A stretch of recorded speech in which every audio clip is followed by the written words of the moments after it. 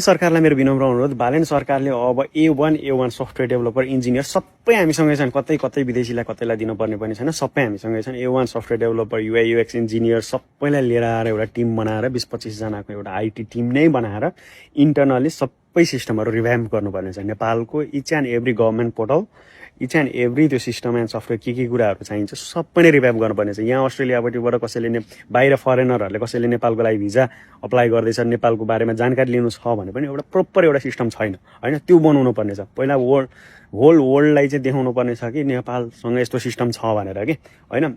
अनि एउटा त्यो गर्नको लागि चाहिँ कुनै प्राइभेट कम्पनीलाई दिएर यताउता गरेर त्यो डिले गराउनु भन्दा पनि सबैलाई एउटा टिम नै आफैले इन्टरनली हायर गरेर साइबर सेक्युरिटीदेखिबाट इच एन्ड एभ्रिथिङ धेरै कुराहरू हुन्छ नि त, डेटा प्राइभेसी एन्ड एभ्रिथिङ त्यो हुन्छ। त्यो भएर चाहिँ सोसियल मिडिया ह्यान्डलरदेखिबाट सबै कुराहरू चाहिँ इन्टरनली हायर गरेर राखेर अलिकति टाइम चलाएर अनिखेर कसरी हुन्छ पछि चाहिँ बरु सिस्टमेटाइज गर्दै अब सिस्टमेटिक तरिकाले कुन कुरा कता प्राइभेट कम्पनीहरूलाई दिने भन्ने तरिकाले बरु गर्दा होला। तर अहिलेलाई चाहिँ सबै एउटा इन्टरनल सिस्टम बनाउँदाखेरि एकदम बेस्ट देखाएको छु, किनभने हामीले सेन्ट्रलाइज सिस्टम बनाउनु पर्ने हुन्छ हैन।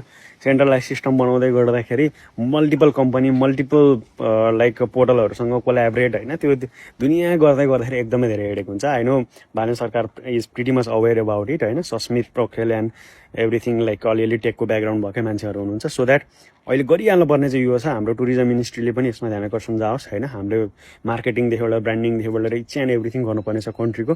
सो यो हामीले एउटा टिम चाहिँ स्ट्रङ IT मार्केटिङको टिम चाहिँ इन हाउसै राख्नुपर्ने एकदमै धेरै नेसेसरी देखेको छु। तपाईँहरूलाई के लाग्छ कमेन्ट गर्न नबिर्सनु होला है त। Thank you so much for watching.